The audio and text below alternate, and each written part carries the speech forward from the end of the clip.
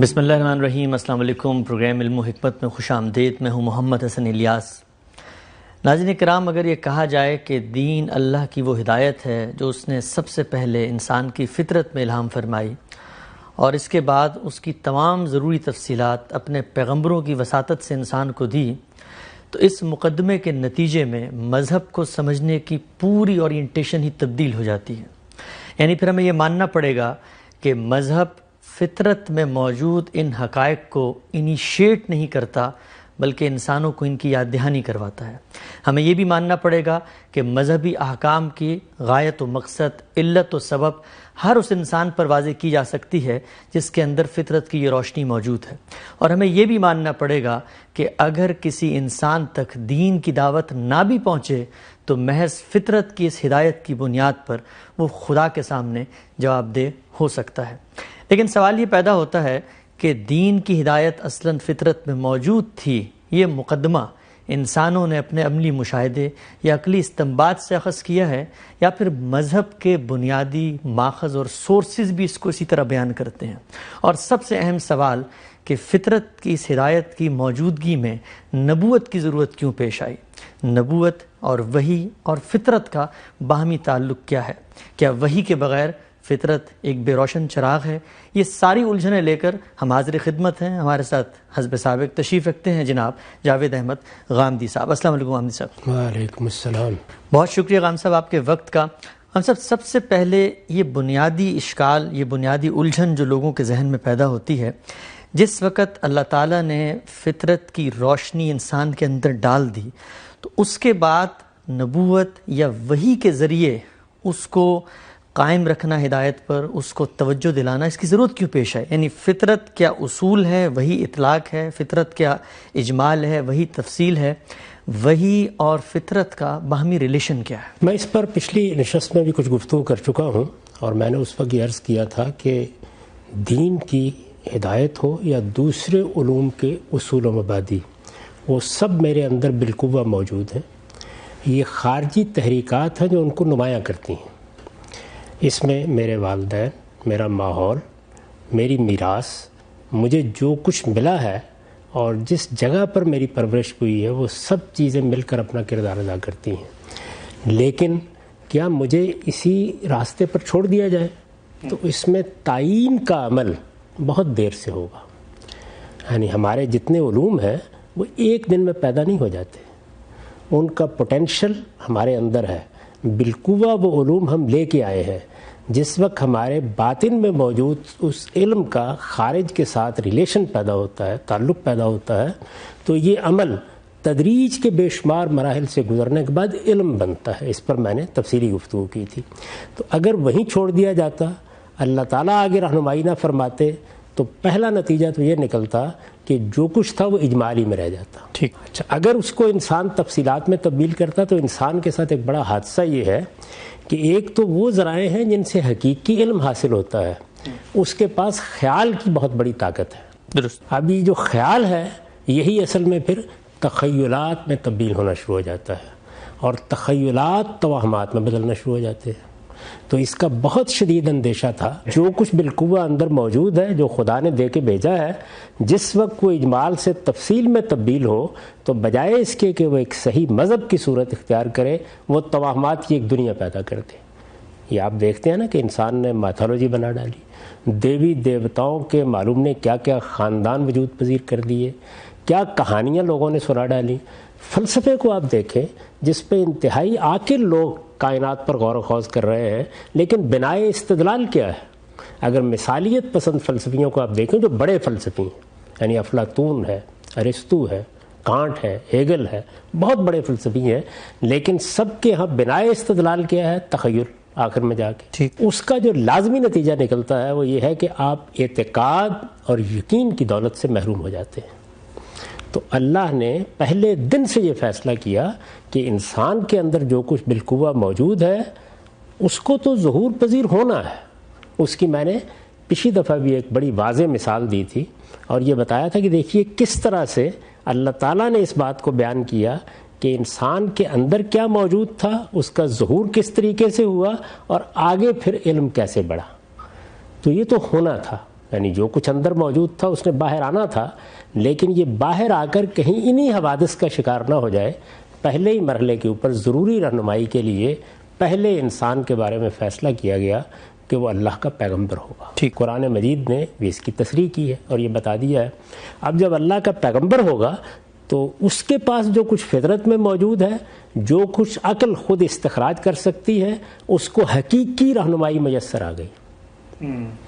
یعنی وہ رہنمائی میسر آ گئی کہ اب اس کے لیے ٹامک ٹوئیاں مارنے کا امکان ختم ہو گیا، غلط راہوں پر جانے کے اندیشے ختم ہو گئے، اور وہ بالکل اس مقام پر آ گیا کہ جہاں اس کے ذہن میں کوئی سوال پیدا ہو، اس کے سامنے ایک واضح ہدایت اللہ کی طرف سے، براہ راست اللہ کی طرف سے آ جائے۔ یہ ان دونوں کا باہمی ریلیشن ہے۔ میں نے اس پر بھی گفتگو کی تو یہ بتایا تھا کہ انسان چونکہ جواب دہ ہے اللہ تعالیٰ کے سامنے، تو اللہ تعالیٰ نے یہ عنایت فرمائی، کرم فرمایا، یعنی یہ کوئی حق نہیں تھا ہمارا۔ چنانچہ آپ دیکھیے کہ جب رسول اللہ صلی اللہ علیہ وسلم کی بعثت بھی ہوئی تو اللہ تعالیٰ نے اس کو احسان سے تعبیر کیا، لقد من اللہ علی المؤمنین۔ ٹھیک، یہ اللہ کا احسان ہے۔ جواب دہی کے لیے جو ضروری علم تھا وہ اندر موجود تھا، اس کی بنیاد پر پوچھا جا سکتا تھا، لیکن اللہ تعالیٰ کا کرم ہوا، اس کی عنایت ہوئی کہ اس نے انسان کی یہاں خود رہنمائی کا بندوبست کر دیا۔ باقی جتنے علوم ہیں، میں نے پچھلی دفعہ عرض کیا تھا کہ وہ سب بھی اصل میں فطرتی کا مطالعہ ہے، لیکن وہاں انسان غلطی کرے گا، برسوں کسی غلط راہ پر بھی چلتا رہے گا، کوئی بڑا حادثہ نہیں ہوگا۔ اس وقت بھی ہمارے تمام علوم انہی مراحل سے گزر رہے ہیں، ایک تدریجی عمل ہے جو جاری ہے۔ اس میں ہم کیا کرتے ہیں؟ تراشیدم پرستیدم شکستم، ایک راستے پر چلتے ہیں، معلوم ہوتا ہے کہ ٹھیک نہیں تھے، دوسرا راستہ اختیار کر لیتے ہیں۔ تو اجمال میں ہر علم اپنے اصول اور مبادی رکھتا ہے، لیکن تفصیلات میں بدلنے کے عمل میں یہ سارے اندیشے تھے جن کو سامنے رکھ کر اللہ تعالیٰ نے پہلے دن سے نبوت کا سلسلہ جاری کر دیا۔ ٹھیک، اچھا ہم صاحب، اگر اس کو یوں کہا جائے کہ انسان کی فطرت میں یہ تصور تو موجود تھا کہ ظلم نہیں کرنا ہم نے، لیکن کون سی چیز ظلم ہے اس کا فیصلہ وہی نے آ کر بتایا ہمیں۔ یعنی یہ تفصیلات کی ایک مثال ہے، بہت سی مثالیں دی جا سکتی ہیں۔ ہمارا جو باہمی تعلق پیدا ہوتا ہے خاص طور پر اخلاقی معاملات میں، ان میں اطلاقات بڑی اہمیت رکھتے ہیں۔ یعنی یوں تو نہیں ہے نا کہ میرے اندر ایک احساس موجود ہوگا، اسی مثال پر چلے جائیے جو قرآن مجید نے بیان کر دی ہے کہ میں نے پتے رکھ لیے، لیکن اب یہ تقاضا ہے کہ معاملہ پتوں پر نہ رکے۔ یعنی یہ اجمال تھا کہ میرے اندر شرم کا ایک دائیہ موجود تھا، وہ شرم جنس کے جذبے کے ساتھ متعلق تھی، وقت پر اس کا ظہور بھی ہو گیا، میرے شعور نے اس کو محسوس بھی کیا، قریب ترین جو کچھ میسر تھا اس سے میں نے اس کو تفصیل میں ہی بدل دیا، تفقہ یکسفان علیہما من ورق الجنہ۔ لیکن کیا آپ نے پتوں ہی کے ساتھ زندگی بسر کرنی تھی؟ تو جو دوسری چیزیں تھیں انہوں نے مل کر پھر لباس اور رہن سہن کے آداب اور تہذیب کے مظاہر اور بڑی ثقافتیں پیدا کرنا شروع کر دیں۔ تو یہ ہوگا ہی اسی وقت جس وقت کہ آپ یہ کریں گے۔ تفصیلات کے لیے یہ ضرورت ہے، اسی کی ایک مثال آپ نے دی ہے کہ ظلم ہے، عدل ہے، لیکن اس کے اطلاقات، حیا ہے، شرم ہے، اس کے اطلاقات۔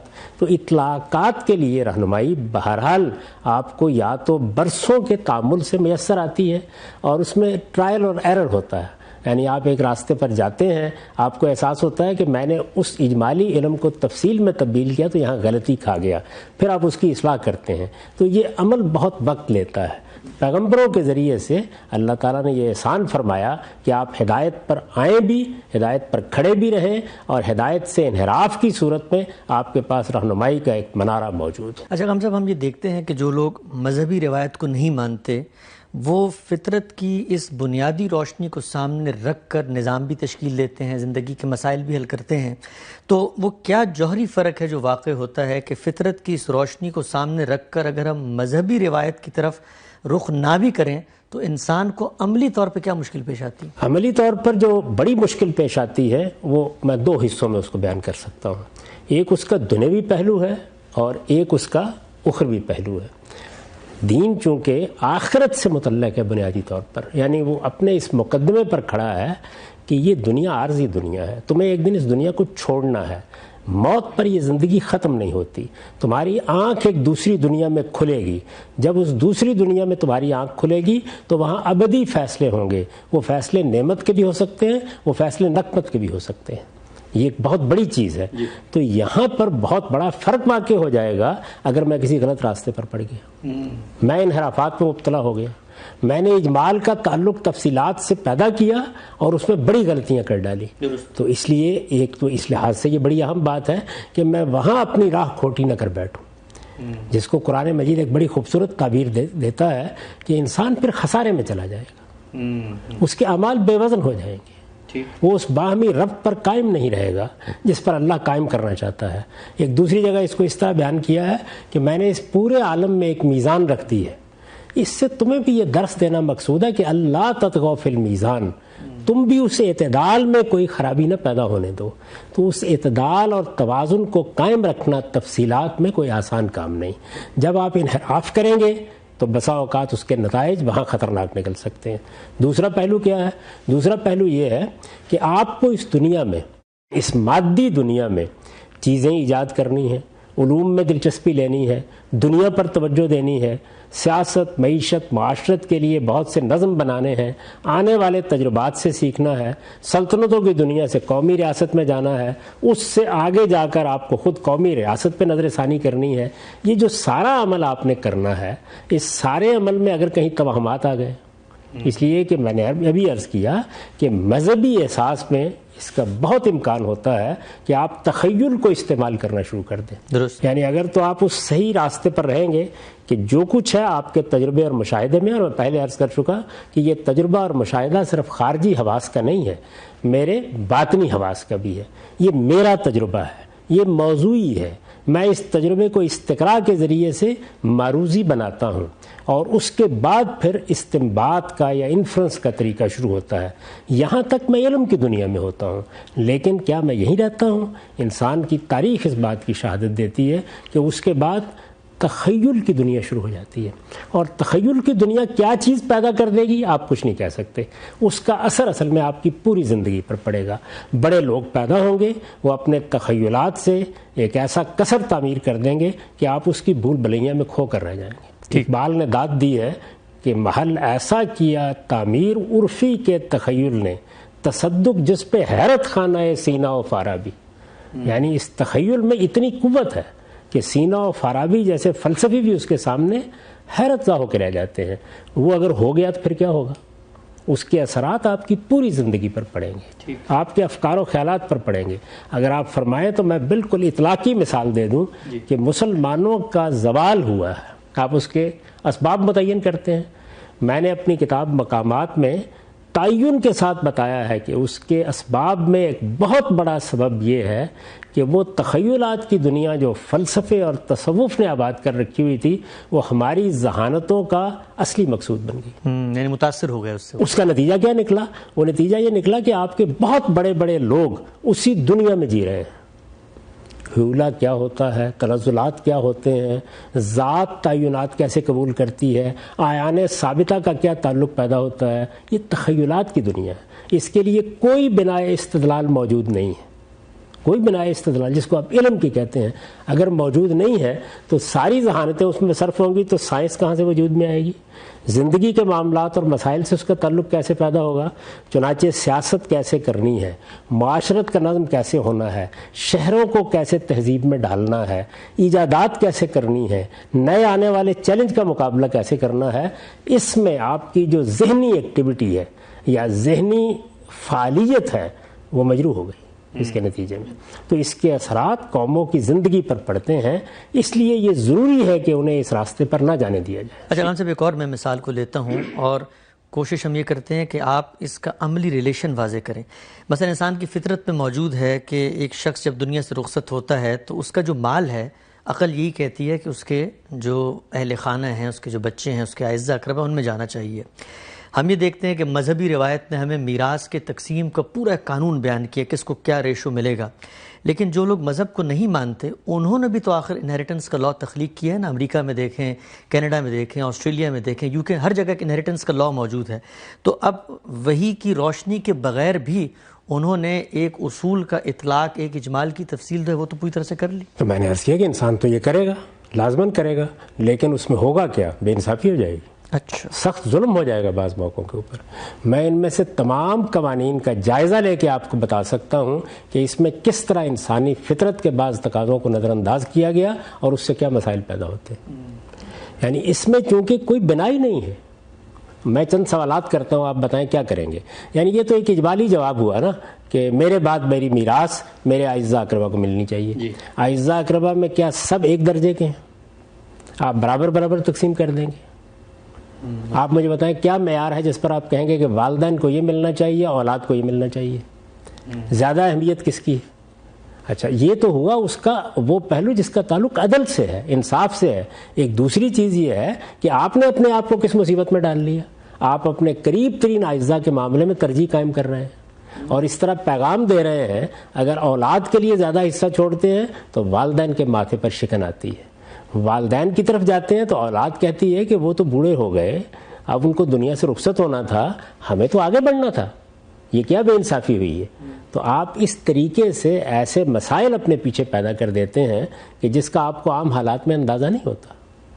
تو اللہ تعالیٰ نے اسی وجہ سے جہاں میراث کا قانون بیان کیا وہاں یہ بتایا کہ چونکہ تم اس پوزیشن میں نہیں ہو کہ تم یہ فیصلہ کر سکو کہ ایہم اقرب لکم نفع، یعنی ان میں سے کون، تمہارے آبا بھی ہیں اور تمہارے بچے بھی ہیں، ان میں سے کون منفعت کے لحاظ سے قریب تر ہے.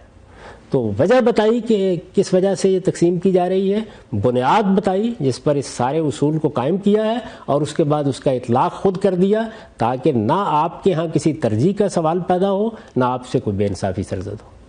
یہ تو ابھی تک صورتحال یہ ہے کہ لوگ جذباتی طریقے سے چیزوں کو بیان کرتے ہیں. یہ جو لڑکیوں اور لڑکوں کے معاملے میں گفتگو ہوتی ہے کبھی اس کا انالیسس کر کے دیکھیے، یہ حقیقت ہے کہ اس میں استدلال کم اور جذبات کہیں زیادہ ہوتے ہیں. تو اگر وحی کی یہ روشنی نہ ہوتی تو کیا انسان پوری زندگی یہ اربوں سال انسان نے گزارے کوئی فریم ورک نہیں بنا سکتا تھا کہ انہیریٹنس کا لا کیسے بنے؟ اسی طرح بنتا جس طرح دوسرے علوم میں بن رہا ہے. یعنی آپ مختلف تجربات سے صدیوں تک بڑا بیٹا پوری میراث لے جاتا تھا، باقی سب محروم کر دیے جاتے تھے. والدین کے معاملے میں آج بھی یہ بحث ہوتی ہے. بہت سی جگہوں کے اوپر آدھی جائیداد بیوی لے جاتی ہے. ساری زندگی بیوی کام کرتی رہے ہو تو آدھی جائیداد آپ کا شوہر لے جاتا ہے. اس طرح کے بہت سے قوانین ہیں کہ جو ایک جذباتی احساس یا ایک وقتی جذبے سے پیدا ہوئے ہیں اور وہ قانون بن جاتے ہیں، لیکن یہ کہ ان کے مفاسد کیا ہیں، ان کے نتائج کیا نکلیں گے، ان پر انسان کی نظر نہیں ہوتی. تو یہاں ٹرائل اور ایرر ہوگا پھر. یعنی انسان اسی طریقے سے سیکھے گا جیسے اس نے باقی معاملات میں سیکھا ہے. رہنمائی کی ضرورت وہاں ہوتی ہے جہاں فوری طور پر کسی چیز کو درست کرنا مقصود ہو. اگر آپ اس چیز کو تاریخ کے حوالے کر سکتے ہیں تو پھر کوئی حرج کی بات نہیں. میں نے اسی لیے بہت تفصیل کے ساتھ یہ بتایا تھا کہ ہمارے تمام علوم اسی طریقے سے ترقی کر رہے ہیں، لیکن ان میں کوئی بڑا حادثہ نہیں ہو جائے گا. یعنی اگر انڈسٹریل ریولوشن نہیں ہوا اور صدیوں تک نہیں ہوا تو کیا ہو گیا؟ یعنی انسان دیہات میں زندگی بسر کرتے تھے، ٹھنڈی ہوا میں اٹھ کر بیٹھتے تھے، اٹھتے تھے، کھیتوں میں جاتے تھے، ہل چلاتے تھے، پودے اگاتے تھے، ان کی چھاؤں میں بیٹھتے تھے. ایک زندگی تھی، اس سے لطف اٹھاتے تھے. آج ہم اس زندگی کا خواب دیکھتے ہیں. یعنی شہروں میں ہمیں بہت غیر معمولی سہولتیں حاصل ہیں، ان کو اٹھایا جائے تو وہ ہو سکتا ہے اس کا خواب دیکھیں. اور ہمارا حال یہ ہے کہ ہم ان میں رہتے ہیں تو دیہات تلاش کر رہے ہوتے ہیں، پرانے گاؤں تلاش کر رہے ہوتے ہیں، وہ دریاؤں کے کنارے، وہ نہروں کے کنارے، وہ باغات، وہ کھیت، وہ سرسبز دنیا، اس کو تلاش کر رہے ہوتے ہیں. تو یہ انسان زندگی بسر کر لیتا، یہاں کوئی حادثہ نہ ہو جاتا، وہاں بڑا حادثہ ہونے کا امکان تھا. ٹھیک اس لیے اس کو اس راستے پر نہیں چھوڑا گیا. اچھا، ہم سب آگے بڑھتے ہیں. یہ بتائیے گا کہ جو پورا تصور ہے کہ مذہب اور فطرت ہم آہنگ ہیں، دین وہ ہدایت ہے جو اللہ نے پہلے فطرت میں الہام فرمائی، یہ کیا ایک انسان کا مشاہدہ ہے؟ یعنی وہ مذہبی احکامات کو دیکھتا ہے، ان پر عمل کرتا ہے تو اس کی طبیعت، اس کی جو وجدان اور اس کا شعور ان کو قبول کرتا ہے، تو اس کے نتیجے میں ہم یہ کہتے ہیں، یا مذہب کے جو سورسز ہیں بنیادی طور پہ قرآن مجید، وہ بھی اس کو پن پوائنٹ کر کے کوئی پوائنٹ آف ریفرنس کے طور پہ بیان کرتا ہے؟ میں نے عرض کیا تھا کہ اگر یہ بات نہ ہوتی تو میں بھی اس کو ایک فلسفے کے طور پر بیان کرتا. میں نے اپنی کتاب میزان کی ابتدا اس جملے سے کی ہے کہ دین اللہ تعالیٰ کی ہدایت ہے جو اس نے سب سے پہلے انسان کی فطرت میں الہام فرمائی ہے. یہ دعویٰ کس بنیاد پر کیا گیا ہے؟ یہ قرآن مجید کی بنیاد پر کیا گیا. اچھا، یعنی اگر یہ بات نہ ہوتی تو مذہب پر کتاب لکھتے ہوئے یہ بات نہیں کہی جا سکتی تھی. پھر میں فلسفے پر کوئی چیز لکھتا اور یہ بتاتا کہ وہ مذہبی احساس جو میرا احساس ہے وہ ہے کیسے پیدا ہوتا ہے میرے اندر، اس پر بھی گفتگو کرنی چاہیے کہ مذہبی احساس کے وہ کیا مبادی ہیں. یعنی میں نے اگر اپنے باطنی احساس سے یہ بات سمجھ لی کہ میں ہوں ہر حال میں مخلوق، اور اگر میں مخلوق ہوں تو پھر وہی بات کہ اس کا لازمی نتیجہ یہ استنباط ہوگا کہ میرا خالق ہونا چاہیے. بالکل. لیکن وہ خالق کون ہے، کیا وہ فی الواقع ہے، اس کی ذات کیا ہے، اس کی صفات کیا ہے، اس کے بعد پھر تخیل کی دنیا ہے. میرے پاس ان سب چیزوں کو جاننے کی کوئی ذرائع نہیں ہے، تو میں اسی راستے پر چلتا. لیکن اللہ کی کتاب قرآن مجید کو جب آپ پڑھتے ہیں تو وہ یہ بتاتی ہے کہ یہ ریلیشن ہے دونوں کے درمیان، اور اس کا سب سے بڑا اثر یہ پڑتا ہے کہ یہ جو آج کے زمانے میں آپ الحاد کی بحثیں سنتے ہیں وہ پیدا ہی اس لیے ہو رہی ہیں کہ مذہب کو اطاعت کے پیراڈم میں رکھ کے بیان کیا گیا ہے. یعنی جس طرح سے آپ تھے، آپ پیدا ہوئے، آپ کے والدین نے آپ کو بتایا کہ ہمارے ایک پیغمبر تھے، انہوں نے ہمیں یہ احکام دیے تھے، یہ چیزیں فرض ہیں، یہ چیزیں حلال ہیں، یہ چیزیں حرام ہیں، یہ فہرست آپ کے ہاتھ میں تھما دی، آپ ہر حال میں مجبور ہیں کہ اس کو مانیں. ظاہر ہے کہ انسانی ذہن جب تک اپنی فطرت سے کسی چیز کا تعلق نہ محسوس کرے وہ اس کو آسانی کے ساتھ قبول کرنے کے لیے تیار نہیں ہوتا. کوئی مذہبی احساس کا غلبہ ہو جائے، کوئی تہذیب پیدا ہو جائے، آپ کے پاس بہت بڑی طاقت آ جائے تو اس کے زیر اثر لوگ بغاوت نہیں کرتے. لیکن جس وقت آپ آزادی دیں گے تو وہی کچھ ہوگا جو اس وقت ہم اپنی آنکھوں کے سامنے دیکھ رہے ہیں. تو اس لیے یہ ضروری ہے کہ انسان کو یہ بتایا جائے. یہ محض کوئی فلسفیانہ بحث نہیں ہے، دین کی بہت بڑی بحث ہے کہ ہمارا دین کیا خارج سے آنے والا اطاعت کا حکم ہے یا ہمارے باطن کے اندر اللہ کی ودیت کی ہوئی ہدایت ہے جس کو ہماری فطرت کے اندر رکھ دیا گیا ہے، وہ اس کو لے کر آئی ہے، اس کی دریافت کا اجمالی عمل اندر سے ہو جاتا ہے، اس کے بعد وہی آتی ہے اور وہی آ کے اس کو تفصیلات میں تبدیل کرتی ہے. اگر یہ بات ہے تو پھر الحاد اپنا مقدمہ قائم ہی نہیں کر سکتا، اس لیے کہ آپ نے اصل میں بنیاد سے جا کر اس کو خود انسان کے اندر دریافت کر لی. یعنی مذہب باہر سے نہیں آ رہا، اندر سے اٹھا، وہ اصل میں باہر سے نہیں آ رہا. چنانچہ اسی وجہ سے آپ قرآن مجید کو دیکھتے ہیں تو وہ اپنی ہدایت کو کیا کہتا ہے، یہ ذکر ہے، یہ ذکر ہے، یاد دہانی ہے، کوئی نئی چیز نہیں ہے. یہ تو اصل میں ایک بیج ہے جو تمہارے اندر ڈال دیا گیا ہے، وہ برگ و بار لا رہا ہے، تمہیں بتایا جا رہا ہے کہ اس کی باغبانی کیسے کرنی ہے. تو یہ چیز ہے کہ جس کو اس کی اہمیت کے ساتھ سمجھنا چاہیے. چنانچہ قرآن مجید نے اس کو اسی طرح بیان کیا ہے. اور قرآن مجید نے سورہ روم کی جو آیت 30 ہے اس میں یہ بتا دیا گیا ہے کہ یہ صحیح دین، سیدھا دین، وہ دین کے جس کی بنیادیں تمہارے اندر ہیں، وہ اللہ کا دین اسلام ہے اور وہ اللہ نے تمہاری فطرت کے اندر رکھا ہے. ذرا ایک نظر ڈالیے اس کے اوپر. میں نے اپنی تفسیر میں ان آیات کا جو ترجمہ کیا ہے، آیتیں بھی سن لیجیے اور ترجمہ بھی. فاقم وجہک للدین حنیفا فطرت اللہ التی فطر الناس علیہا لا تبدیل لخلق اللہ ذالک الدین القیم ولکن اکثر الناس لا یعلمون. پیچھے کچھ حقائق کو واضح کیا ہے، وہ حقائق جب مبرہن ہو گئے، واضح ہو گئے، تو اس کے بعد فرمایا ہے سو ایک خدا کے ہو کر تم اپنا رخ اس کے دین کی طرف کیے رہو، تم اللہ کی بنائی ہوئی فطرت کی پیروی کرو، اللہ کی بنائی ہوئی فطرت کی پیروی کرو. اے پیغمبر جس پر اس نے لوگوں کو پیدا کیا ہے. اچھا، یعنی یہ کہیں باہر سے نہیں آ گئی، اسی پر پیدا کیے گئے ہو. اللہ کی بنائی ہوئی اس فطرت میں کوئی تبدیلی نہیں ہو سکتی. یعنی اس پر قائم رہو گے، اس کو قائم رکھو گے تو تم صحیح راستے پر رہو گے. اور اس کے بعد دیکھیے کیا کہا ہے، ذالک الدین القیم، یہی سیدھا دین ہے، لیکن اکثر لوگ جانتے نہیں. تو یہ قرآن مجید نے اس پوری بات کو اپنے لافانی الفاظ میں بیان کر دیا، یہ بتایا ہے کہ یہ کیا چیز ہے. اس کے اوپر جو نوٹ ہے وہ بھی آپ سن لیجئے تاکہ آپ کو اندازہ ہو کہ یہ کیا چیز ہے. مطلب یہ ہے کہ یہ دین کوئی خارج کی چیز نہیں ہے جو اوپر سے تم پر لادی جا رہی ہے، یہ عین تمہاری فطرت کا ظہور ہے. اس سے اختلاف کرو گے، الحاد پیدا ہوگا، دہریت پیدا ہوگی، اپنا مذہب بناؤ گے تو کیا ہوگا، اس سے اختلاف کرو گے تو گویا اپنے ساتھ اختلاف کرو گے. یعنی یہ اختلاف اب محلے کی مسجد کے مولوی صاحب سے نہیں ہو رہا، یہ اختلاف ابو حنیفہ اور شافعی کے ساتھ نہیں ہو رہا، یہ اختلاف بخاری اور مسلم کے ساتھ نہیں ہو رہا، میں جب دین سے انحراف کرتا ہوں تو اصل میں اپنے ساتھ اختلاف کرتا ہوں. اس سے اختلاف کرو گے تو گویا اپنے ساتھ اختلاف کرو گے اور اپنے ہی باطن میں چھپے ہوئے خزانے سے اپنے آپ کو محروم کر لو. اس پر استاد امام کا ایک اقتباس ہے. اس سے واضح ہوا کہ جو فلسفی یہ کہتے ہیں کہ انسان اپنی فطرت کے اعتبار سے ایک صفحہ سادہ اور تمام تر اپنے ماحول کی پیداوار اور علف و عادت کی مخلوق ہے، یعنی ایک ٹیبولا راسا ہے، جیسے ایک صاف کاغذ ہوتا ہے جس پر کوئی تحریر نہیں ہوتی. ان کا خیال بالکل غلط ہے. انسان کو اللہ تعالیٰ نے بہترین ساخت اور بہترین فطرت پر پیدا کیا ہے، اس کو خیر و شر اور حق و باطل کی معرفت عطا فرمائی ہے اور نیکی کو اختیار کرنے اور بدی سے بچنے کا جذبہ بھی اس کے اندر ودیعت فرمایا ہے. یعنی یہ پورا علم دے کے بھیجا ہے، لیکن اس کی یہ فطرت حیوانات کی جبلت کی طرح نہیں ہے کہ وہ اس سے انحراف نہ اختیار کر سکے. یہ ایک بڑی غلط فہمی ہے. انسان کو چونکہ ارادہ و اختیار دیا گیا ہے تو یوں نہیں ہے کہ وہ اپنی فطرت سے انحراف نہیں کر سکتا، کرتا ہے، بلکہ وہ اپنے اندر اختیار بھی رکھتا ہے. اس وجہ سے بسا اوقات وہ اس دنیا کی محبت اور اپنی خواہشوں کی پیروی میں اس طرح اندھا ہو جاتا ہے کہ حق و باطل کا شعور رکھتے ہوئے نہ صرف باطل کی پیروی کرتا ہے بلکہ باطل کی حمایت میں فلسفے بھی ایجاد کر ڈالتا ہے.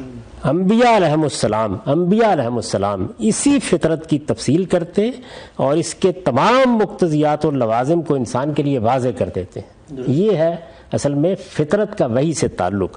مدعا یہ ہے کہ وہ در حقیقت انہی حقائق کی یاد دہانی کرتا ہے جو انسان کے اندر موجود ہیں لیکن وہ انہیں فراموش کر بیٹھتا ہے. اتنی وضاحت سے قرآن مجید میں وضاحت کے ساتھ اس کو بیان کیا گیا. یہ جو باتیں استاد امام نے بیان فرمائی ہیں آپ اس کو جگہ جگہ پھر قرآن مجید میں دیکھتے ہیں، یعنی وہ ان کی وضاحت کرتا ہے. کہیں وہ آپ کو یہ بتاتا ہے کہ ہدینہ النجدین، ہم نے تو دونوں راستے تمہیں بتا دیے، خیر و شر کا راستہ پوری طرح واضح کر دیا. یہ بھی میں عرض کر دوں کہ یہ جو قرآن مجید میں تفصیلات ہیں اس کی پہ فالہمہا فجورہا و تقواہا، یا دوسری جگہ فرمایا کہ ہدینہ السبیل، ان سب کے بارے میں آپ صحابہ کرام کی تفسیر ابن کثیر میں نکال کے دیکھ لیں. سب یہ بیان کر رہے ہیں کہ یہ کیا ہے، یعنی بین الخیر والشر. اچھا، بینا طریق الخیر والشر، یعنی ہم نے یہ سب راستے واضح کر دیے ہیں. تو پورا شعور انسان لے کے آیا ہے، خیر کیا ہے، شر کیا ہے، حسن کیا ہے، قبح کیا ہے. یہ اس کی تفصیلات ہیں جن کے لیے نبوت کی ضرورت ہے. ٹھیک. اچھا ہم سب لوگ عام طور پہ یہ تنقید بھی کرتے ہیں کہ جس وقت آپ یہ کہیں کہ دین کی ہدایت پہلے اللہ نے انسان کی فطرت میں ڈالی، تو خود قرآن مجید میں مثلا آپ سورہ نحل کو دیکھیں، وہاں پر اللہ تعالیٰ یہ کہتے ہیں کہ انسانوں کو مخاطب کر کے کہ جب تمہیں میں دنیا میں لے کر آیا، ماؤں کے پیٹوں سے نکالا، تو اس حال میں تھے کہ تم تو کچھ بھی نہیں جانتے تھے. تو ایک طرف تو اللہ تعالیٰ یہ کہہ رہے ہیں کہ انسان جب دنیا میں آیا تو وہ کچھ بھی نہیں جانتا تھا، دوسری طرف آپ یہ کہہ رہے ہیں کہ قرآن مجید جو ہے وہ اس کو اتنی صراحت سے بیان کر رہا ہے. تو یہ آپس میں تضاد کیوں نظر آتا ہے؟ ایک بلاحت کا بیان ہے. میرے اندر جو کچھ موجود ہے، مجھے جو کچھ بالقوہ دیا گیا ہے، وہ علم بنتا ہے بعد میں. یعنی دو چیزیں بالکل الگ الگ ہیں. میں بالقوہ لے کے کیا آیا ہوں، میرے باطن میں کیا الہام کیا گیا ہے، اس کا ظہور ہونا ہے. تو بچہ تو جب پیدا ہوتا ہے تو وہ تو بس اتنا ہی جانتا ہوتا ہے کہ ماں کی چھاتیاں کہاں ہیں اور مجھے دودھ کیسے پینا ہے. اس وقت تو وہ یہ بھی نہیں جانتا کہ مجھے رفع حاجت کیسے کرنی ہے. اچھا، یہ بھی نہیں جانتا کہ اس کا موقع آ گیا ہے تو مجھے آواز کیا دینی ہے، یہ بھی نہیں جانتا. تو اصل میں وہ اس چیز کو بتایا گیا ہے کہ دیکھو تمہارے اندر جو کچھ تھا اس کا ظہور تمہارے پیدا ہوتے ہی نہیں ہو جاتا. تم پیدا ہوتے ہو تو وہ علم صفر کے درجے میں ہوتا ہے. کون سا علم؟ وہ اندر کے پوٹینشل کو، اس بالقوہ علم کو علم بننا تھا. یہ علم بننے کا عمل ہے. میں نے اپنی پچھلی گفتگو میں اس کی بڑی تفصیل سے وضاحت کی تھی کہ علم کیسے بنتا ہے. تو یہاں علم کی نفی کی گئی ہے. یعنی اس بالقوہ الہام کی نفی نہیں کی گئی، وہ موجود ہے اپنے اندر. قرآن مجید میں دوسری جگہ اس کی تفصیلات ہیں. سب سے بڑی چیز تو اللہ پر ایمان ہے، اور قرآن مجید اصرار کرتا ہے کہ ہم نے ایک ایک انسان سے اس دنیا میں آنے سے پہلے اس کا عہد لیا ہے. سورہ اعراف میں جس کو آپ عہد الست کہتے ہیں اس کی تفصیل بیان کی گئی ہے، اور اس کی وجہ بتائی گئی ہے کہ کیوں یہ کام ہوا تھا، اس کی بنیاد پر کیا فیصلے ہوں گے وہ بتایا گیا ہے. یہ ساری بات بیان کرنے کے بعد آپ اس آیت کا یہ مطلب لیں گے، یعنی اس کا مطلب یہ ہے. اور وہاں دیکھیں اللہ تعالیٰ اپنی آیات بیان کر رہے ہیں. تم پیدا ہوتے ہو، پیدائش کو ابتدا سے کرتے ہیں. ایک قطرہ آب اس قطرہ آب میں پورا انسان چھپا ہوا ہے. آپ مادی لحاظ سے دیکھیں لیکن لم یکن شیئا مذکورا، کچھ بھی نہیں تھے تم. تو یہ اللہ نے ان آیات کی طرف توجہ دلائی ہے کہ تمہارا باطن کیسے ظاہر ہوتا ہے، تم ابتدا دنیا میں کہاں سے کرتے ہو، پیدا ہوتے ہو تو کیا ہوتے ہو، تمہید بنتی ہے تو کیا ہوتے ہو، یہ بیان کیا ہے. اور اس میں یہ بتایا ہے کہ پھر میری قدرت ہے کہ جس کے تحت جو کچھ میں نے تمہارے اندر ودیت کیا ہے وہ بتدریج ظہور میں آنا شروع ہو جاتا ہے. میں تو حیران ہو جاتا ہوں کہ اب اس طرح کی آیات سے یہ استدلال سنتا ہوں کہ انسان کچھ بھی لے کر نہیں آیا. جی مذہب کا تو سارا مقدمہ یہ ہے، یعنی میرا مشاہدہ یہ ہے، میرا تجربہ یہ ہے بحیثیت انسان، اور مذہب جو قرآن مجید میں بیان ہوا ہے اس کا بنیادی مقدمہ یہ ہے کہ وہ کوئی نئی بات لے کر نہیں آیا. ٹھیک. پیغمبروں کی دعوت اور پیغمبروں کی ہدایت انسان کی فطرت کے مقتضیات کا بیان ہے اور اس کی تفصیل ہے. ٹھیک. اچھا، ہم سے ایک اور اشکال لوگ عام طور پہ کرتے ہیں، اور بلکہ وہ اشکال اٹھتا یہاں سے ہے کہ جب ہم قرآن کی بات کرتے ہیں تو قرآن کو کون سمجھائیں گے؟ قرآن کو رسول اللہ صلی اللہ علیہ وسلم سمجھائیں گے.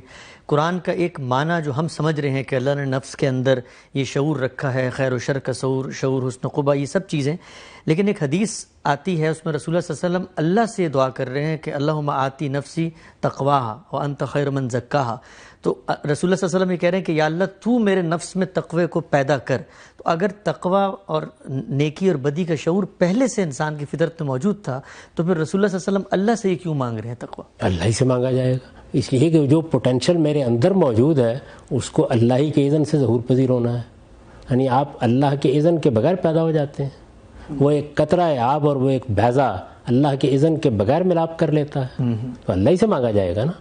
تو میرے جو کچھ باطن میں ہے وہ میری ذات کے ساتھ متعلق ہو، وہ ظہور اختیار کرے. بڑی خوبصورت دعا ہے. اگر آدمی کا ذوق اچھا ہو، اس میں یہ بات اللہ تعالیٰ کے حضور میں کہی گئی ہے، درخواست کی گئی ہے کہ اس نفس کو جس جگہ تک ترقی پا کے پہنچنا ہے تیری مدد سے پہنچے گا.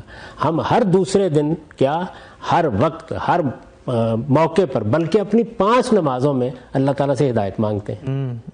تو ہدایت کیا ہے؟ وہ راہ کو پانے کے لیے بھی مانگتے ہیں، وہ راہ پر چلنے کے لیے بھی مانگتے ہیں. اس لیے تقویٰ جو آپ کے اندر موجود ہے وہ تو خدا کی ایک عنایت ہے. خدا کی اس عنایت کو علم بننا ہے، یہ تدریج کے ساتھ بننا ہے. اس کے رستے میں 10 رکاوٹیں ہیں. یعنی آپ دیکھتے نہیں ہیں کہ کس طرح سے شیطنت آپ کے گرد و پیش احاطہ کرتی ہے، کس طرح سے باطل فلسفے انسان کو متاثر کرتے ہیں، کس طرح سے دنیا میں پیش آنے والے احوال، مصیبتیں اور تکلیفیں اس کو خدا سے بیگانہ کرتی ہیں، کس طرح اللہ تعالیٰ کی نعمتیں اور عنایتیں بجائے شکر گزاری کا جذبہ پیدا کرنے کے انسانوں کو متمرد کر دیتی ہیں. تو اللہ کے پیغمبر عاجزی کے ساتھ ہمیں یہ سکھاتے ہیں کہ یہ جو کچھ بھی ظہور پذیر ہونا ہے یہ اللہ کی عنایت سے ہونا ہے. یعنی اللہ سے ہدایت مانگو. جب آپ اللہ سے ہدایت مانگتے ہیں، یہ دعا نہیں کرتے اہدنا الصراط المستقیم کرتے ہیں نا، وہ اہدنا الصراط المستقیم کے بعد کیا ہوتا ہے؟ یعنی آپ کے پاس ہدایت موجود نہیں، وہ تو قرآن میں موجود ہے، 14 صدیوں سے موجود ہے. اب کون سی مانگ رہے ہیں؟ تو اصل میں یہ جو اللہ سے مانگنا ہے یہ 1000 پہلوؤں سے مانگنا ہوتا ہے. ٹھیک. اس سے یہ کیسے نفی ہو گئی؟ یعنی تعجب کی بات ہے. میں نے ہمیشہ یہ محسوس کیا ہے کہ جس وقت انسان کسی باطل تصور پر کھڑا ہوتا ہے تو وہ ان جگہوں سے استدلال کرتا ہے جہاں وہ چیز پیش نظر ہی نہیں ہوتی. یعنی استدلال کرنا ہے تو سمجھائیے کہ فَأَلْهَمَهَا فَجُورَهَا وَتَّقْوَاهَا کا مطلب کیا ہے، سمجھائیے کہ ہدینہ السبیل کا مطلب کیا ہے، سمجھائیے کہ ہدینہ النجدین کا مطلب کیا ہے، سمجھائیے کہ جو عہد الست میں اللہ تعالیٰ نے حجت پوری کر دی ہے اس آیت کے معنی کیا ہے. تو بحث کرنے کی چیزیں تو یہ تھی نا. اب اس میں جب آپ سلف میں چلے جاتے ہیں، یعنی میں کوئی اس کو بنائے استدلال کے طور پر پیش نہیں کر رہا، یہ عرض کر رہا ہوں کہ یہ کوئی منفرد چیز نہیں ہے، یا میں اس میں متفرد نہیں ہوں، یا میرے جلیل القدر استاد اس میں متفرد نہیں ہے، یا مولانا سید ولولہ صاحب مودودی اس میں متفرد نہیں ہے، یا امام ابن تیمیہ اس میں متفرد نہیں ہے. آپ قدیم ترین تفسیریں اگر دیکھیں صحابہ کرام کی آراء بھی بالکل یہی ہے. چند اگر مثالیں آپ دے سکیں. میں نے تو عرض کیا بھی ابن عباس کی یہی تفسیر ہے. اچھا، یہی چیز ہے. آپ ابن کثیر کو اٹھا لیں، وہ عہد الست کے اس پورے واقعے کو فطرت کا بیان قرار دیتے ہیں. اچھا، یہی چیزیں ہیں جو عام طور پر بیان کی گئی ہیں اور بڑی وضاحت کے ساتھ ان کو بیان کیا انہوں نے، اور یہ بتایا ہے کہ یہ اصل میں وہ ہدایت ہے اللہ تعالیٰ کی جو تمہارے اندر ڈال کر اس کو الہام کر کے تمہیں بھیجا گیا ہے. ٹھیک. جہاں سے بھی اس کو پڑھیے. آپ یہ دیکھیے کہ یہ جو آیت عہد الست والی آیت ہے اسی کو آپ دیکھ لیجئے کہ اس میں کیا بیان کیا گیا؟ اس میں یہ بیان کیا گیا ہے کہ تمہارے اندر وہ کیا چیز ہے جو رکھی گئی ہے، اس کو، اور اس کے ساتھ یہ جو قرآن مجید کا ارشاد تھا جو فطرت اللہ التی فطر الناس علیہا، یہ ابن کثیر ہے. اچھا، اس کی خوبی یہ ہے کہ آپ کو یہ بتاتے ہیں کہ ہمارے سلف کی کیا تفسیر رہی ہے، یعنی جو قدیم پرانے بزرگ صحابہ کرام، تابعین، اصل میں سلف تو انہیں کو کہا جاتا ہے. تو وہ بیان کرتے ہیں کہ فَإِنَّهُ تَعَالَى فَطَرَ خَلْقَهُ عَلَى مَعْرِفَتِهِ وَتَوْحِيدِهِ وَأَنَّهُ لَا إِلَٰهَ غَيْرُهُ. اور پھر اس کی دلیل کیا دیتے ہیں؟ کما تقدم عند قوله تعالی واشهدهم على انفسهم الست بربکم قالوا بلا. ترجمہ اگر آپ اس کا کرتے ہیں. یعنی یہ جو قرآن مجید میں بیان کیا گیا نا کہ اللہ تعالیٰ نے جب پیدا کیا تو سارے انسانوں کو ان کی اصل شخصیت کے ساتھ نکالا اور پھر ان کو خود ان پر گواہ ٹھہرایا اور ان سے سوال کیا کہ کیا میں تمہارا پروردگار نہیں ہوں؟ الست بربکم. تو سب نے اقرار کیا کہ لا ریب آپ ہمارے پروردگار ہیں. تو یہ اس سارے واقعے کا حوالہ دیتے ہیں. پھر یہ سورہ روم کی آیت جس پر ہم نے گفتگو کی، یہ بتاتے ہیں کہ اس میں اصل میں اسی فطرت کا بیان ہے. یعنی اس میں یہ بحث ہے نا کہ یہ ایک واقعہ ہے یا محض انسان کی فطرت کا بیان ہے. تو عام طور پر لوگوں نے اس کو فطرت کے بیان کے طور پر لیا ہے. تو وہ بیان کر رہے ہیں کہ وہ فطرت ہے کیا. وہ فطرت کیا ہے؟ فطر خلقہ علی معرفتہ وتوحیدہ وانہ لا الہ غیرہ. گویا توحید تو آپ کے اندر ڈال دی گئی ہے، اس پر تخلیق ہوئی ہے، اس کے اوپر انسان کو بنایا گیا ہے. اور پھر اس کے بعد آگے ایک حدیث کا حوالہ دیا ہے اور یہ بتایا ہے کہ اس میں بھی بالکل یہی بات کہی گئی ہے. کہتے ہیں کہ حدیث میں ہے کہ انی خلقت عبادی حنفاء، میں نے جب اپنے بندوں کو پیدا کیا تو وہ بالکل دین پر یکسو پیدا کیا. یہ گویا جو ہماری خلقت کی حقیقت ہے اس کا بیان ہے. فاجتالتہم الشیاطین عن دینہم، یہ اس کے بعد شیاطین ہیں جنہوں نے ان کو دین سے ہٹا کر دوسرے راستوں پر ڈال دیا. اچھا. اور آگے کہتے ہیں کہ بہت سی احادیث بیان کروں گا جس میں خود رسالت میں آپ صلی اللہ علیہ وسلم نے یہ بیان کیا ہے کہ ان اللہ تعالی فطر خلقہ علی الاسلام. یہ کون سا اسلام ہے؟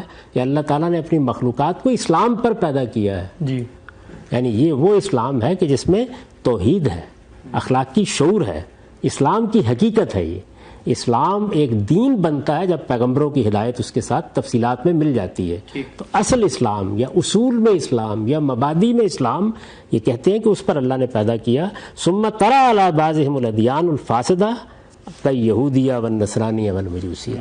یہ اس کے بعد ہے کہ پھر انسان اپنے والدین کے زیر اثر، اپنے اعزاء کے زیر اثر، اپنے ماحول کے زیر اثر، اپنے اساتذہ کے زیر اثر بہت سے دوسرے ادیان اختیار کر لیتا ہے.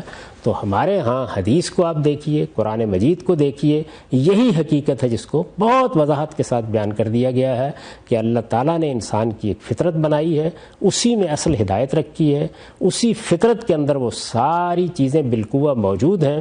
اب اس کے بعد اس کو باہر سے تحریک کی ضرورت ہوتی ہے. پھر وہ آہستہ آہستہ علم بننا شروع ہوتی ہے.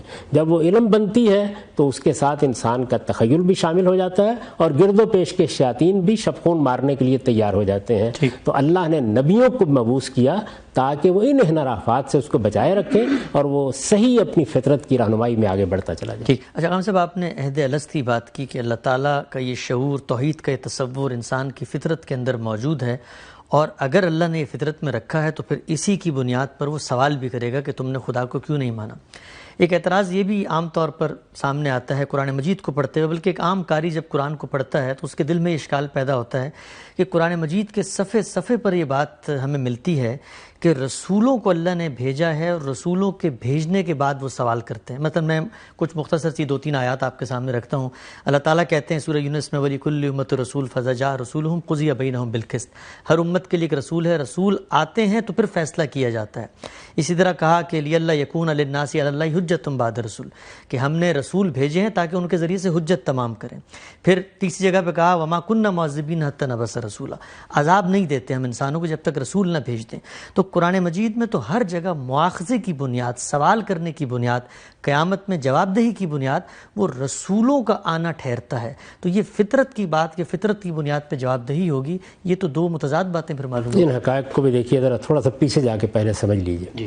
پہلے یہ بنیادی بات سمجھ لیجئے کہ اگر اللہ کے رسول نہ آتے، اللہ تعالیٰ کی طرف سے نبوت کا سلسلہ نہ ہوتا، تو کیا ہماری فطرت میں جو الہام ہے اس کی بنیاد پر جواب دہ ہوتے؟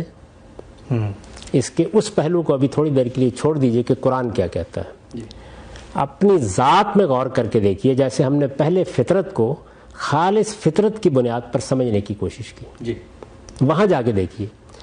جس وقت میرے اندر یہ احساس پیدا ہوتا ہے کہ میں مخلوق ہوں, یہ احساس اتنا شدید ہے کہ انسان اس کو ٹال ہی نہیں سکتا.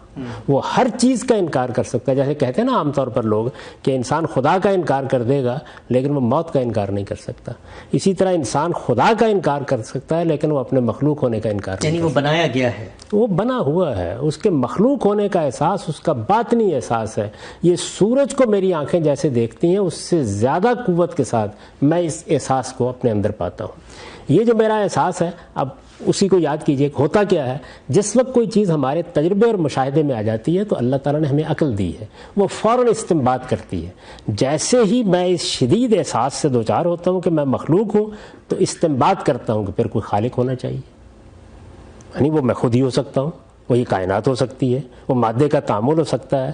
یہ الگ تفصیلات ہیں لیکن اس کا لازمی نتیجہ یہ نکلتا ہے کہ میرا ایک خالق ہونا چاہیے.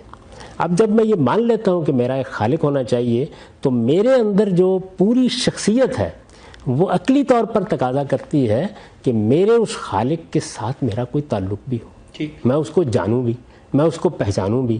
یہی وہ معرفت ہے جس کو قرآن مجید نے عہد الست میں بیان کیا ہے. میں اس معرفت کو اگر علم کی سطح پر اختیار کر کے صحیح نتائج تک پہنچ جاؤں اور اسی نتیجے کو اختیار کر لوں کہ میرا ایک خالق ہے, تو اب ایک دوسری چیز بھی میرے اندر موجود ہے, وہ خیر و شر کا شعور ہے. ٹھیک, ہم اس پہ گفتگو کر چکے کہ جس طرح مجھے ایک حصے جمالیات دے کے بھیجا گیا ہے ایسے ہی ایک حادثہ اخلاقی بھی دیا گیا ہے. میرا وہ حادثہ اخلاقی کیا صرف اتنا ہی ہے کہ یہ چیز اچھی ہے اور یہ بری ہے؟ نہیں, وہ اس کے ساتھ عدل کا شعور بھی رکھتا ہے کہ اگر ایک چیز اچھی اور بری ہے تو جو چیز اچھی ہے اس کو اختیار کرنے والے کا نتیجہ وہ نہیں ہونا چاہیے جو بری کو اختیار کرنے والے کا ہے. یہ اس کے لوازم ہے. یعنی جیسے ہی میں یہ بات مانوں گا اس کے عقلی نتائج میرے سامنے آ جائیں گے. جب یہ عقلی نتائج سامنے آ جائیں گے تو اب بہرحال میں مکافات کی طرف بڑھوں گا. میں نے اس سے پہلے بھی عرض کیا تھا نا کہ جن چیزوں کا پوٹینشل ہمارے اندر ہے اسی طرح ہمارا علم ان میں سے نکلتا ہے. یعنی پہلے مشاہدات کے ذریعے سے حقائق سامنے آتے ہیں, پھر اس کے بعد ہم استقراء کرتے ہیں. جس وقت ہم محسوس کرتے ہیں کہ وہ جو ایک موضوعی چیز تھی یعنی میرے باطن میں تھی, میں اس کو محسوس کرتا تھا, وہ باقی انسانیت بھی اسی طرح محسوس کرتی ہے. تو استقراء اس کو ایک معروضی حقیقت میں تبدیل کرتا ہے اور پھر ہم اس سے استنباط کرنا شروع کر دیتے ہیں. تو میرے اندر خیر و شر کا شعور یہ تقاضا کرتا ہے کہ نتیجہ ایک نہ ہو, لیکن نتیجہ کیا ایسے ہی نکلتا ہے. تو اب میں اس کے لازمی طور پر اس کائنات پہ غور کروں گا نا. یعنی میرے پاس کوئی رہنمائی نہیں ہے, وحی کی رہنمائی نہیں ہے, نبوت کی رہنمائی نہیں ہے. میں جب غور کروں گا تو آپ دیکھیے کتنے امکانات سامنے آ جائیں گے کہ نتیجہ تو نکلنا چاہیے لیکن بس دنیا ہی میں نکل آئے گا نا, جس کو ہم کہتے ہیں مکافات عمل. کریں آپ برائی بہت لیں گے یہی نتیجے. اچھا, یہ چیز ظاہر ہے کہ تجربے میں آتی ہے. بعض موقعوں پر ہم نتائج نکلتے بھی دیکھتے ہیں لیکن تعمیم کے ساتھ تو نہیں کہہ سکتے کہ ہر جگہ نکلتے ہیں. تو انسان پھر یہ خیال کرتا ہے کہ پھر ہم مر جائیں گے تو آپ دیکھیں کہ اور نتیجہ انسانوں نے نکال لیا اور خود بخود نکالا. اور نتیجہ کیا تھا کہ پھر شاید مرنے کے بعد ہم کسی دوسری جون میں آ جاتے ہیں, دوسری حیثیت میں دوبارہ نمودار ہو. یعنی آواگمن اور تناسخ جو ہے وہ انسان کا عقلی نتیجہ ہے. تخیل کی قوت کو استعمال کرتا ہے اور پھر اس نے کہا کہ غالباً ایسے ہوا ہے. غالباً پھر ظاہر ہے کچھ عرصے کے بعد جب علم بنتا ہے تو یقیناً میں بدل جاتا ہے. یہ سب کیا ہے؟ یہ اصل میں وہی عمل ہے جو میں نے آپ کو بتایا کہ انسان کی فطرت کے اندر جو چیز موجود تھی وہ جیسے ہی علم بننے کے اس عمل میں شریک ہوتی ہے تو اس کے نتیجے میں وہ ایسے سوچتی ہے. اچھا, اب مکافات ہو, تناسخ ہو, دنیا میں نتیجہ نکلنے کا معاملہ ہو, نئی جون بدلنے کا معاملہ ہو, ہر صورت میں انسان کیا کر رہا ہے؟ اپنے اس اخلاقی شعور کے لیے اپنے آپ کو جواب دہ ٹھہرا رہا ہے. ہر صورت میں کر رہا ہے. تو اس کا مطلب یہ ہے کہ جس طرح سے میری فطرت مجھے یہ بتاتی ہے اور میری عقل اس کی تائید کرتی ہے کہ میں خیر و شر کا شعور لے کے آیا ہوں, اسی طرح وہی مجھے یہ بتاتی ہے کہ اس کا نتیجہ نکلنا چاہیے. اور جیسے ہی اس کا نتیجہ نکلنا چاہیے تو اس کا لازمی نتیجہ کیا ہے؟ وہ یہ ہے کہ اب میں یہ سمجھوں گا کہ اگر میں نے برائی کی تو بہرحال مجھے بھگتنا پڑے گا. اچھا, مجھے بھگتنا پڑے گا. یہی چیز مذہبی احساس سے دوسری جانب جاتی ہے تو آپ کا دنیوی قانون وجود میں آ جاتا ہے. دنیا بھر میں تمام اقوام قاتل کو سزا دینے کے لیے بیٹھی ہوئی ہیں. یعنی ماریں، جیل میں ڈالیں، جو بھی کریں، لیکن جرم سمجھتی ہیں نا. جرائم کی ایک پوری دنیا پر مکافات کا ایک پورا نظام آپ بنانے کے لیے مجبور ہو جاتے ہیں. یہ سب کس نے کیا ہے؟ یہ اصل میں اس احساس نے کیا ہے کہ انسان جواب دہ ہے، انسان اپنے اس عقلی شعور کی بنیاد پر جواب دہ ٹھہرایا جائے گا، ٹھہرایا جانا چاہیے. ظاہر ہے کہ میں جب خود علم پیدا کرتا ہوں تو میں اس میں یقین کی جگہ پر نہیں ہوتا، میں اس جگہ ہوتا ہوں ایسا ہونا چاہیے، یہ ہوگا، اندیشہ ہے کہ ایسا ہو. چنانچہ پھر میں اس کے لحاظ سے وہی رویہ اختیار کرتا ہوں جو ایک عاقل انسان اختیار کرتا ہے کہ اگر ایسا ہونا چاہیے اور اندیشہ ہے کہ ایسا ہو تو مجھے اس سے بچنا بھی ہے. تو عقلی طور پر جب علم پیدا ہوتا ہے تو ایسے پیدا ہوگا. درست. یعنی جن راہوں پر جائے گا اس کی کچھ میں نے آپ کو مثالیں دے دیں. اب قرآن مجید بھی کیا اس کی تصدیق کرتا ہے؟ یعنی وہ بھی کیا یہی کہتا ہے کہ یہ جو تمہارے اندر ودیت کیا گیا ہے یہ تمہیں مکلف ٹھہرا دیتا ہے. تو دیکھ لیجئے قرآن بہت صراحت کے ساتھ اس کو بیان کرتا ہے. اب آپ اس آیت کے اوپر چلیے جس میں عہد الست کو بیان کیا گیا ہے اور دیکھیے ذرا پڑھ کے کہ اس کے الفاظ کیا ہیں. جس طرح ہم نے فطرت کو دیکھا کہ یوں نہیں ہے کہ یہ فطرت کا لفظ میں نے یا آپ نے یا کسی صاحب علم نے ایجاد کر لیا ہے، یہ فطرت کا لفظ خود قرآن نے استعمال کیا ہے. اس کی پیروی کرنے کے لیے فطرت اللہ التی فطر الناس علیہا، اس میں آپ جانتے ہیں کہ فطرت اللہ کا نسب جو ہے وہ ایک فعل محذوف پر ہے. پیروی کرو فطرت کی، پیچھے چلو اس کے، گویا پہلی پیروی فطرت کی ہے. اور پھر نتیجہ بیان کیا ہے کہ فطرت کی پیروی کرو گے، انحراف نہیں کرو گے اس سے، تو اس کا لازمی نتیجہ کیا ہے؟ دین قیم کے راستے پر آ جاؤ گے. ٹھیک. اس کے بعد ظاہر ہے پھر پیغمبروں کی رہنمائی شروع ہو جاتی ہے. یہاں کیا فرمایا؟ یہاں یہ فرمایا، یہ 172-173 آیات ہے. وَإِذْ أَخَذَ رَبُّكَ مِن بَنِي آدَمَ مِن ظُهُورِهِمْ ذُرِّيَّتَهُمْ وَأَشْهَدُهُمْ عَلَىٰ أَنفُسِهِمْ أَلَسْتُ بِرَبِّكُمْ قَالُوا بَلَىٰ شَهِدْنَا أَن تَقُولُوا يَوْمَ الْقِيَامَةِ إِنَّا كُنَّا عَنْ هَٰذَا غَافِلِينَ. اے پیغمبر انہیں وہ وقت بھی یاد دلاؤ جب تمہارے پروردگار نے بنی آدم کی پشتوں سے ان کی نسل کو نکالا. یعنی یہ اس دنیا میں ہمارے آنے سے پہلے کا ماجرا بیان ہو رہا ہے اور انہیں خود ان کے اوپر گواہ ٹھہرایا تھا. اس میں پہلے عرض کر چکا کہ ہمارے ہاں دو نقطہ نظر رہے ہیں کہ یہ محض انسان کی فطرت کا تمثیلی بیان ہے یا واقعہ ہے. میں اس کو واقعہ ہی مانتا ہوں، استاد امام بھی ایسا ہی مانتے ہیں، مولانا سید ابواللہ صاحب مودودی نے بھی اسی حیثیت سے اس کو پیش کیا ہے. تو یہاں فرمایا کیا ہے؟ پشتوں سے ان کی نسل کو نکالا اور انہیں خود ان کے اوپر گواہ ٹھہرایا تھا. اس نے پوچھا تھا کیا میں تمہارا رب نہیں ہوں؟ انہوں نے جواب دیا ہاں آپ ہی ہمارے رب ہیں، ہم اس کی گواہی دیتے ہیں. یہ قرآن نے پہلے بات بیان کی. اب ظاہر ہے سوال پیدا ہوتا ہے کہ کیوں کیا اللہ تعالیٰ نے، یعنی کیا وجہ تھی اس کی؟ جواب دیا ہے، سنیے ذرا جواب. ان تقولوا یوم القیامہ شہدنا ان تقولوا یوم القیامہ انا کننا عن ھذا غافلین. یہ ہم نے اس لیے کیا کہ قیامت کے دن تم کہیں یہ نہ کہہ دو کہ ہم تو اس بات سے بے خبر ہی رہے. یعنی ان کا عذر پہلے ہی بتا دیا، ان کا عذر بتا دیا. یعنی قیامت کے دن یہ عذر قبول نہیں ہوگا، یہ نہیں کہہ سکو گے. جس وقت کہو گے کہ پیغمبر کو نہیں سنا، دعوت نہیں پہنچی، کسی پیغمبر کا نام بھی نہیں پہنچا، جنگل میں پیدا ہوئے آ گئے ہیں، تو تم سے پوچھا جائے گا کہ وہ عہد کہاں گیا. ٹھیک. اور اس وقت وہ یاد تازہ کر دی جائے گی. بچہ ماں کے پیٹ سے پیدا ہوتا ہے نا، ایک واقعہ ہے لیکن یاداشت میں نہیں ہوتا. تو اگر آپ کو موقع دکھا دیا جائے تو ماں کا انکار کر سکیں گے؟ پھر نہیں. تو اس وقت تو لوگ ہی شہادت دے رہے ہوتے ہیں کہ یہ تمہاری ماں ہے، یا ماں شہادت دے رہی ہوتی ہے. لیکن اگر وہ واقعہ آپ کو دکھا دیا جائے جب ماں کے پیٹ سے بچہ پیدا ہوتا ہے تو انکار کی گنجائش نہیں رہے گی. واقعہ تو ہوا نا.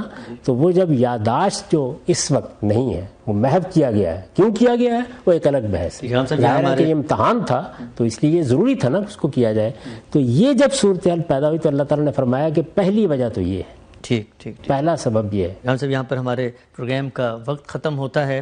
ناظرین آج ہم نے بہت تفصیل سے یہ جاننے کی کوشش کی کہ فطرت اور وحی کا باہمی ریلیشن کیا ہے. قرآن مجید فطرت کے اس تصور کو خود کیسے بیان کرتا ہے، اور قرآن کے وہ مقامات جو بالعموم پیش کی جاتے ہیں یہ بتانے کے لیے کہ فطرت کی روشنی اپنی ذات میں ایک محض چراغ سادہ ہے جس کو جس وقت تک وحی کی لو میسر نہ آئے وہ روشن نہیں ہو سکتا۔